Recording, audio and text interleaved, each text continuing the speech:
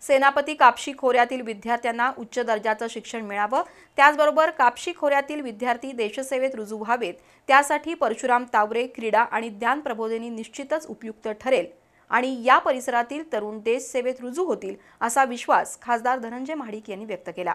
सेनापती कापशी इथं तावरे कुटुंबियांनी उभारलेल्या क्रीडा आणि ज्ञान प्रबोधिनीच्या उद्घाटन प्रसंगी ते बोलत होते। कागल तालुक्यातील सेनापती कापशी परिसरात माजी जिल्हा परिषद सदस्य परशुराम तावरे आणि त्यांच्या पत्नी अश्विनी तावरे यांनी विविध सामाजिक उपक्रम राबवलेत। या परिसरातील तरुण देशसेवेत रुजू व्हावेत यासाठी त्यांनी परशुराम तावरे क्रीडा आणि ज्ञान प्रबोधिनी संकुल उभारलंय। त्याचा शुभारंभ खासदार धनंजय महाडिक, वीरेंद्र मंडलिक यांच्या हस्ते झाला। यावेळी खासदार धनंजय महाडिक यांचा सत्कार तावरे कुटुंबियांनी केला, तर खासदार महाडिक यांच्या हस्ते तावरे पती-पत्नींचा सत्कार करण्यात आला। तावरे कुटुंबियांनी नेहमीच समाजहित जोपासण्याचं काम केलंय।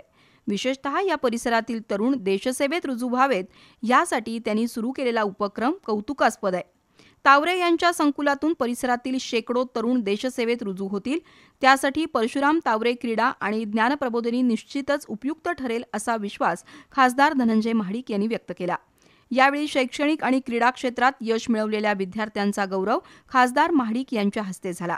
दरम्यान कापशी खोऱ्यात 2014 पासून एकही उमेदवार पोलीस दलात भरती झालेला नाही, त्यासाठी क्रीडा प्रबोधिनी सुरू केल्याचं परशुराम तावरे यांनी सांगितलं।